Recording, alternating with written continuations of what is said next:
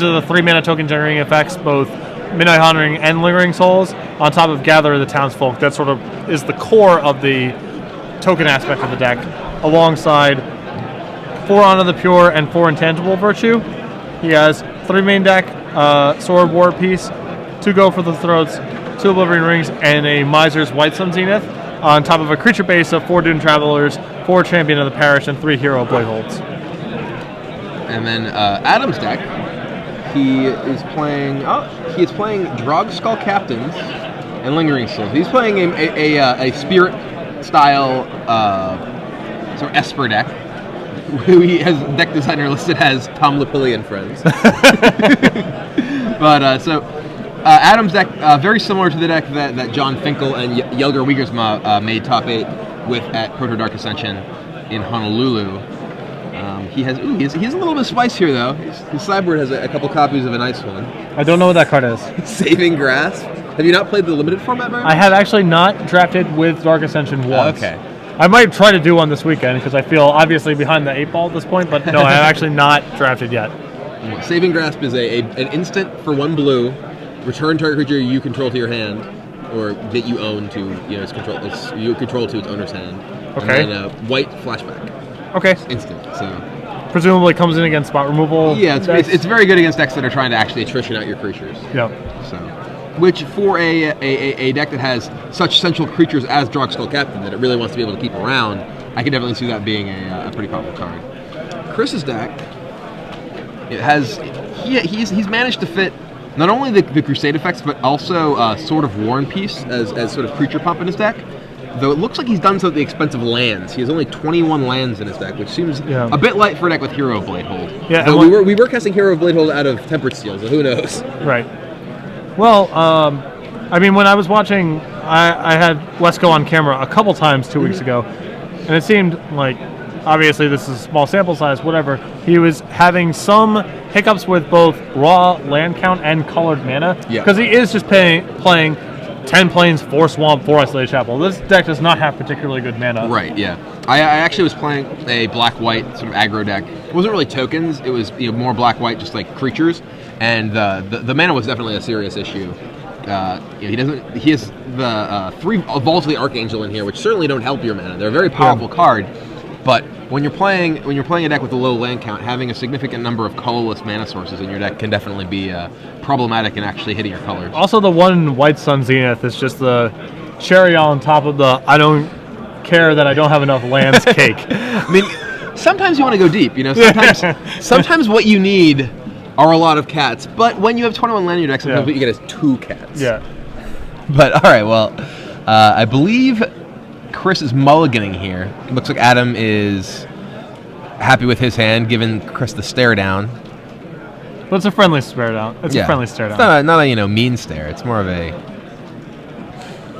a you ready? Ooh, that's a pretty land. Yeah. Looks like it's what's that like? I don't even know what edition that is. It's 4 in black border. It's some sort of Asian 4th edition. I'm pretty sure. Was 4th edition black bordered?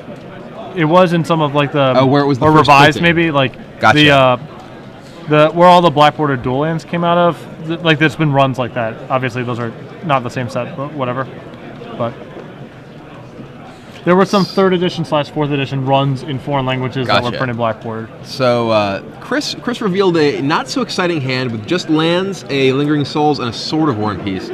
Sword not at its best in this matchup. Delver. Definitely a deck that can punish people who are committing too much mana to invest in a single creature. Although once online, it can obviously be quite good once it's online. Yeah, absolutely. If you actually connect with a sword, it's very good. But the actual difficulty in connecting with it is the problem. So the Lingering Souls met with a gets mana leaked. And as we were saying before, the difficulty in colored mana commitments can make it very hard for Chris to get the value out of that Lingering Souls. He only has plains in his hand, from what we can tell. Yeah.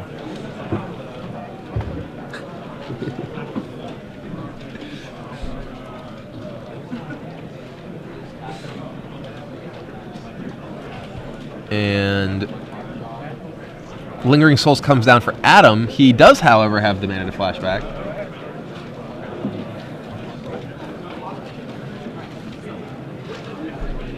It's funny how the 3-color decks can often have better mana bases than the 2-color decks, because you just have more potential dual lands to cross-section. Yep.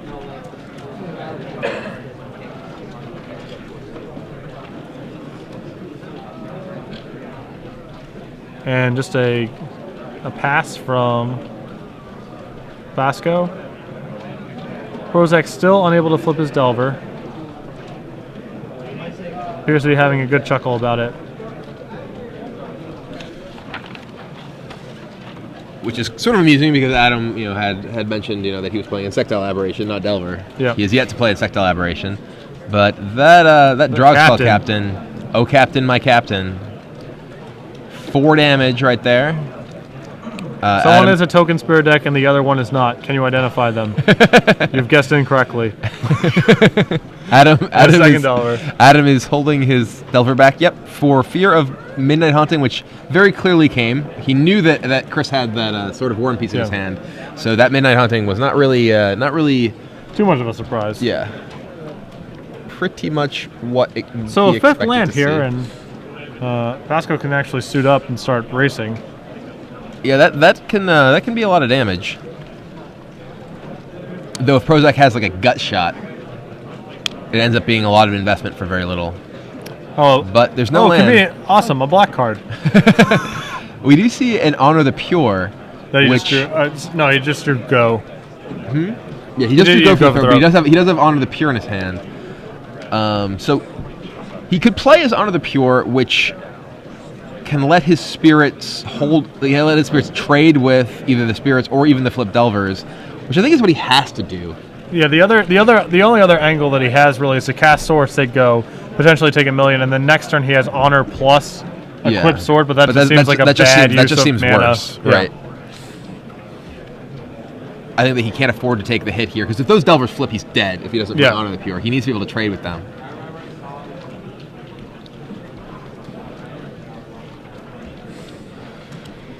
And there's the Honor the Pure comes down. Prosak has a snag in his hand. And nope. He is in fact playing Delver of Secrets. He does have a snag though, so just the 2 spirits come in. I like that, given that he knows that Chris has the sword. So Lingering Souls returns for more. I always want to sing like the Cranberry songs. Further dating myself, do you have to let it linger? I don't know. Oh. Literally do not know what you are referencing. Very old in this community. No, just old in general. Well, I mean, specifically, in the world of Magic. Sure. You've aged gracefully, Brian. So, he just drew Hero Blade Hold, which right into the maw of a Vapor Snag, and then he will not survive Adam's attack. Yeah. Because the Delvers will flip. It's just been too long. They're due. What are the odds? They're due.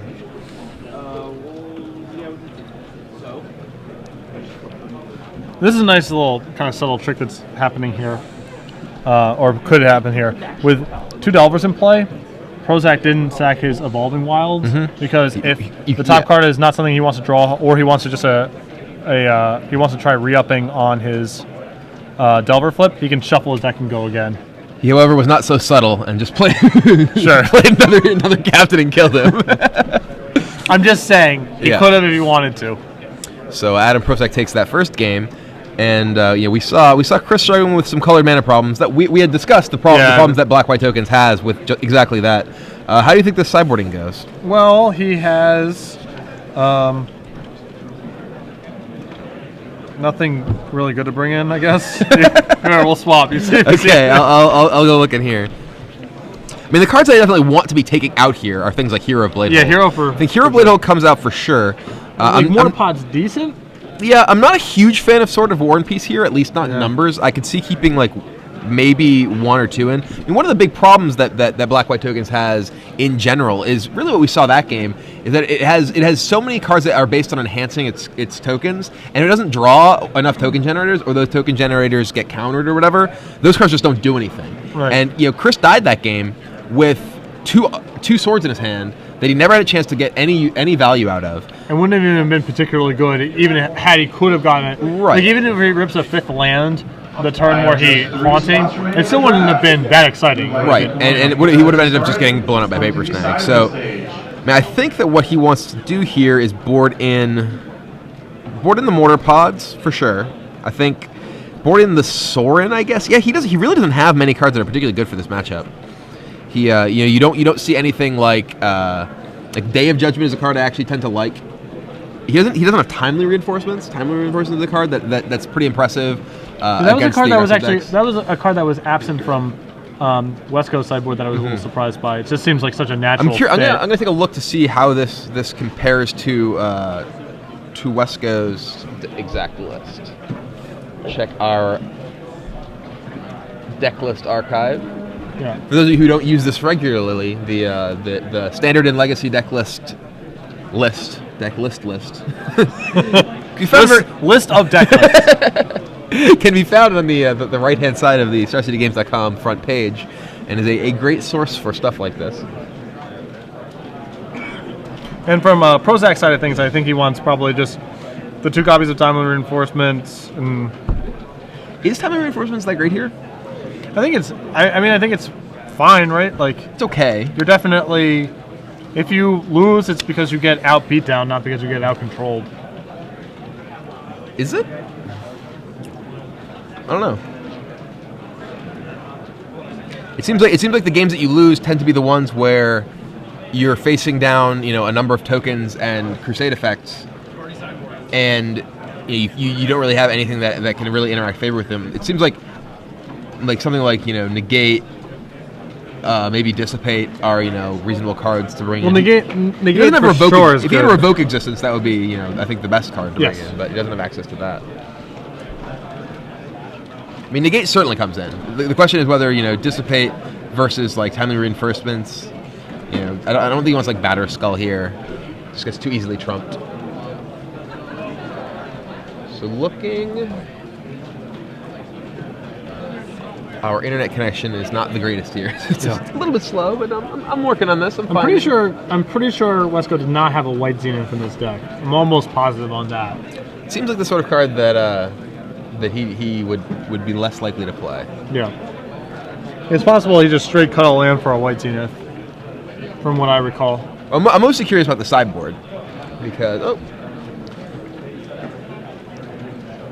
Come on. I think it's loading. But regardless, the sort of card, what sort of cards do you think that, were you playing black-white tokens, that you'd want for this matchup? Commander pod, if you want to fill that out. Probably additional spot removal. Okay. Would be, though. I mean, spot removal is pretty hard to cast when you don't really have that many black sources. No, but something that's actually castable. Sure. Yeah, it looks like another Oblivion Ring or something like that. Yeah, it looks like. Yeah, he just straight cut a land for a. He cut. It looks like he's playing 4 less planes, 1 more vault. So he got 3 land. And is playing the swords, cut a hero for a white Zenith compared to Wesco's list. Wesco's list has Day of Judgment in the sideboard, which is the sort of card that I would certainly want here. Day of Judgment is so good against the Spirit version because they rely on a critical mass of creatures. It's also harder for that deck to beat you down with Mana Leak back up because they have so much to do at 3 on their main phase. Yeah. Ooh, interesting. Shrine of Loyal Allegiance. That is out of the sideboard. That would not been a card I would have predicted he would have brought in, but more of a card that I associate with the control matchups than something you would want. Yep.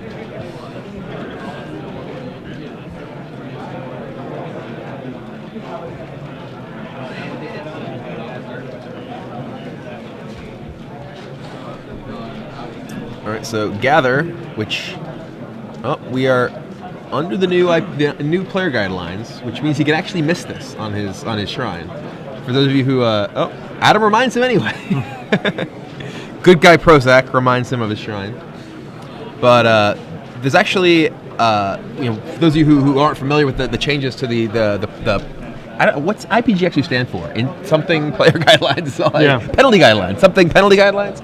I don't know exactly. But anyway, the major difference between the new guidelines and the old ones are that players can actually miss. They can actually you are not obligated to remind your opponent of a mandatory trigger. So the trigger on Shrine is mandatory, but you can actually miss it, though Adam is not letting him. Yeah. So here we have the gather tokens coming in. Which is philosophically a rules change I'm very much against. Fair. So Adam played Lingering Souls. Chris responded with an Honor the Pure, which is pumping Gather the Townsfolk. So Chris is definitely on the beat down here with 4 damage coming in. Yep. Prosak cracks back for 3. Especially in Dungeon Geist on the token. Geist takes down the token, okay. Because that Delver hasn't flipped, this is actually a place where the Shrine actually might be quite good this game. Yeah.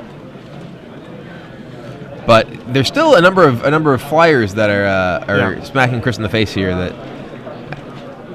can prove problematic. The ideal turn here, I think, would just go for the throat to into Lingering Souls, or into blow up Shrine. Attacking with the token. He just played Vault. So. Oh, I did not notice that. All right, so the token. Yeah, he's willing to make that trade. He's blocking. Okay. So Chris gains 2, token dies. And that trade's pretty attractive from Prosak's perspective, just to keep Basco off of busting the Shrine open. Yeah, it's taking up his turn. Because once Shrine plus Vault gets online, that is a tough race to win. Right, absolutely.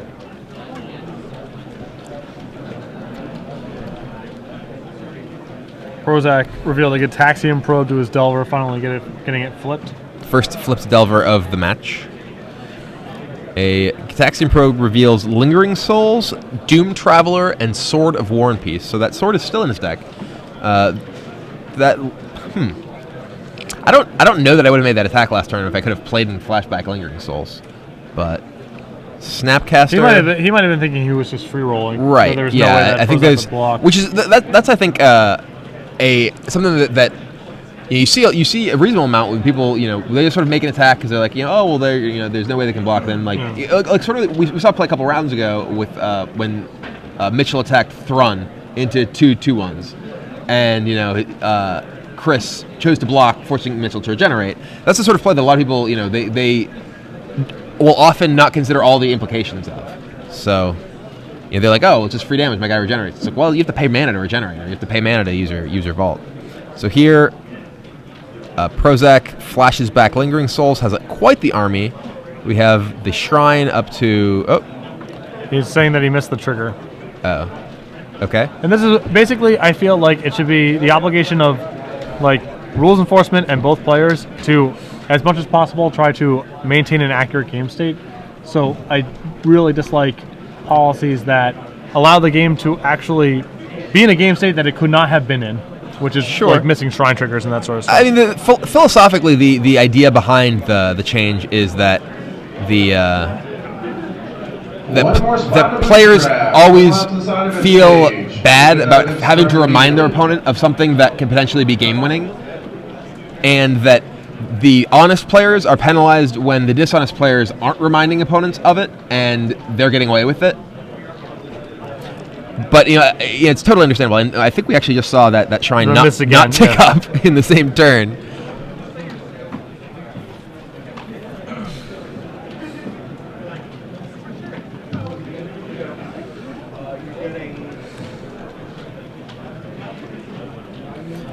All right, so we have quite the Air Force coming in.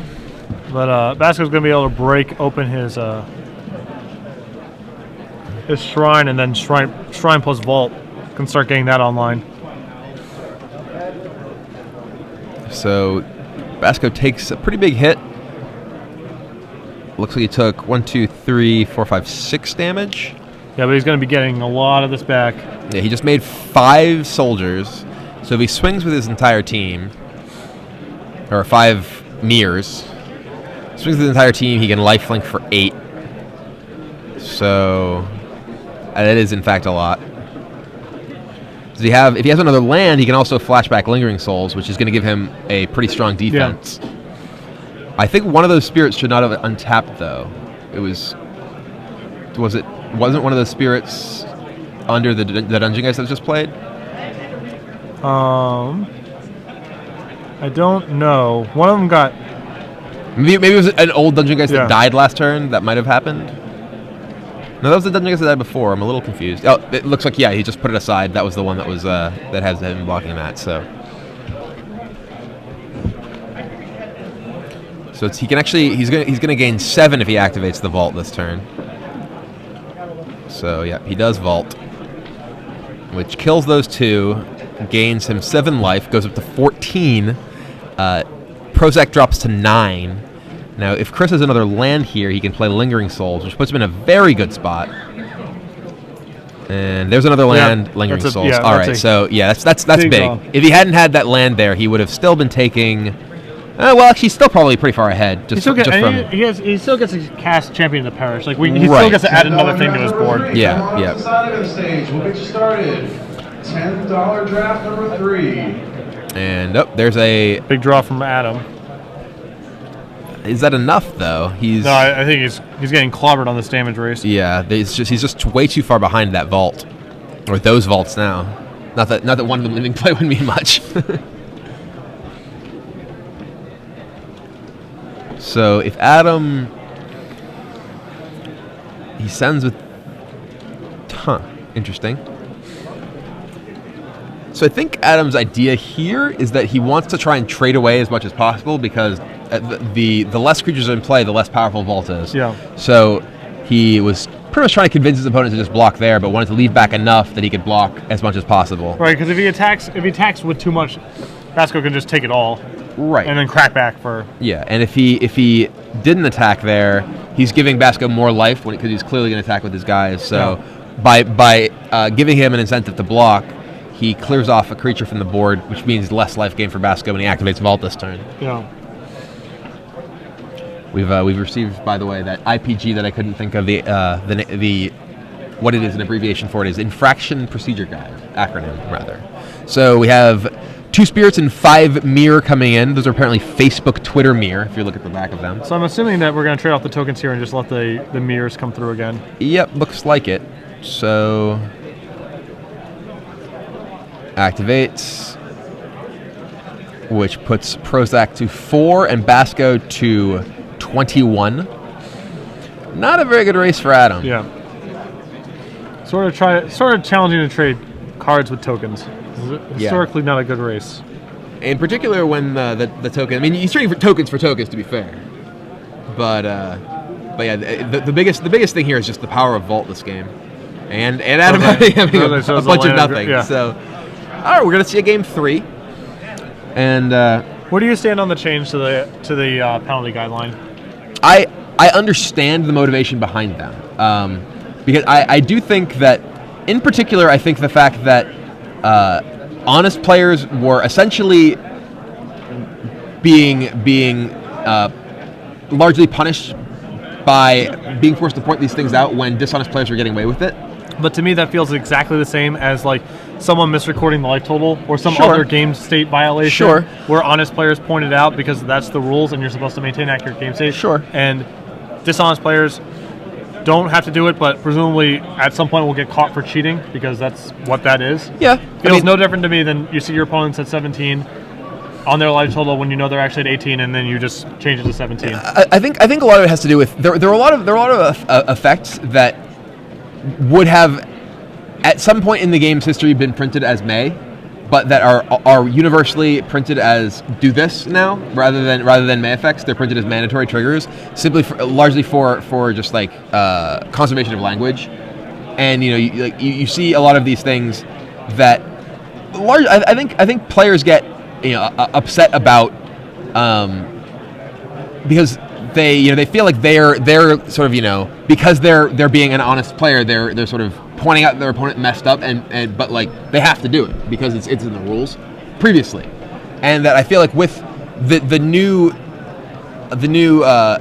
IPG, players don't have that sort of feel bad of my opponent missed it, but I had to point it out. And there's not the incentive to not point it out, which is one thing that I think was and do it dishonestly. I think the fact that players sort of had that incentive of, well, if he misses this, and like I don't point it out, then, or rather, and I don't point it out and it doesn't happen, then I win this game. It's sort of this odd incentive for players to behave dishonestly. And I don't know. I agree with you that there's sort of the way that the game should be, and that this is able to based on the way the cards are written. But I think that it's the movement from may to must was more of sort of it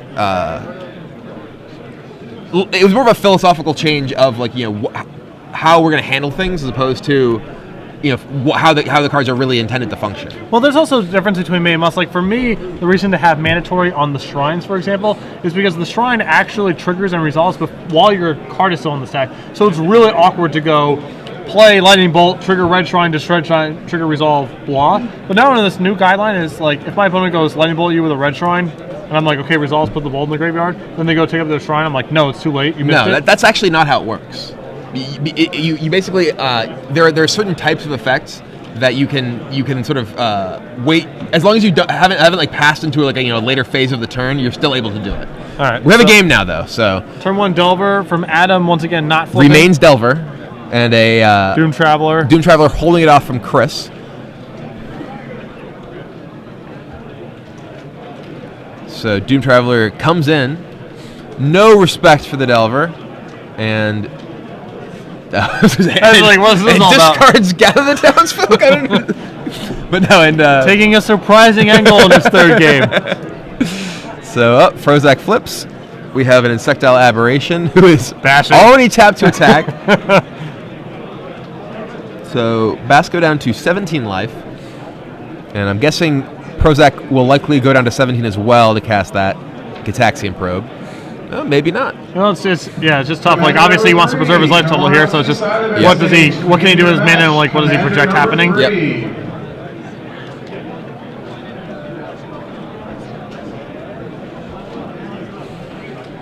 So we have a Gitaxian Probe for the mana cost, as unusual as it is, revealing a pretty sweet hand from Chris with both Midnight Haunting, Lingering Souls, Vault of the Archangel, and the mana to use all of it. And we have a second Aberration. All right. Yeah, Adam knows that he needs to win this game fast. He needs to win before time's not on this side. Before those vaults get online. And I believe Chris just drew Intangible Virtue, which is a nightmare for Adam.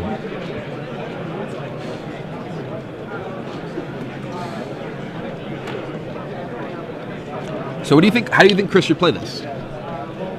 I probably just cast Lingering Souls this turn. Set up Virtue plus Flashback Souls on the next turn. Yeah, I think I agree with that. There's the option of playing the Virtue this turn. You're ensure your opponent can't mana leak it. And he's willing to just chump attack here to get another token. Sure. There we go. That's a lot of tokens. And if Adam cannot stop a Virtue, this game is likely going to be over. 2 lands and an image, and he's quickly shuffling.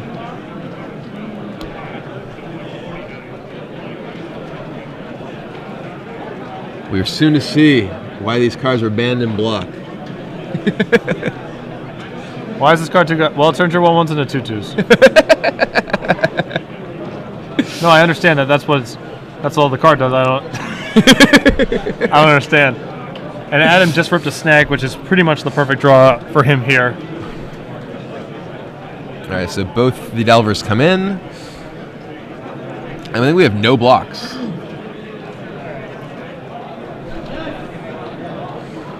He doesn't have a vape. He doesn't have a mana leak. So is another snag.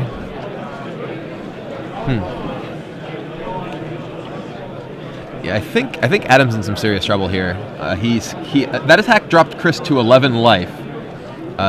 With Vapor Snag, he can deal with a token, but knowing what we know, he doesn't know that Chris has Intangible Virtue. Yeah. He does know that Chris has the ability to flashback Lingering Souls, but the fact that Chris didn't block this turn, I think is indicative that he has a Crusade effect. Yeah.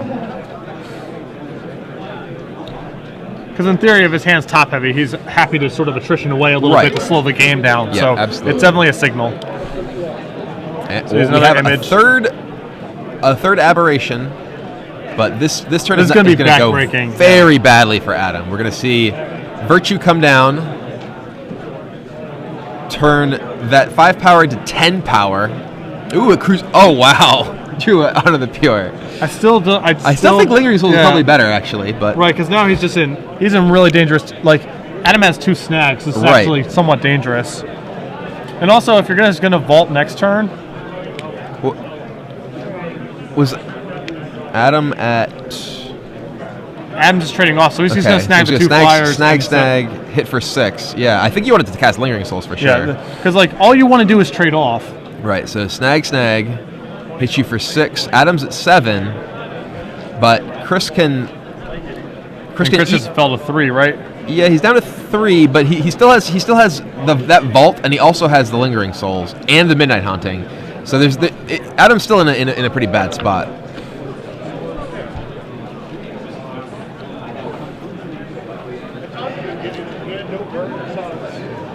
So Chris draws.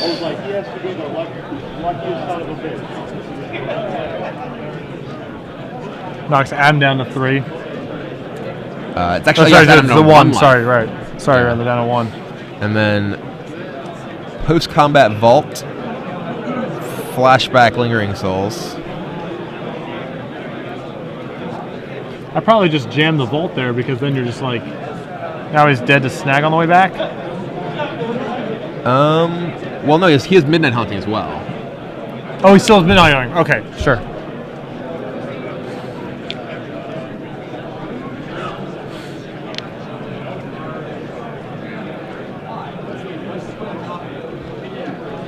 So don't you cast Midnight Haunting on the upkeep, I guess? You definitely cast it in response to Ponder.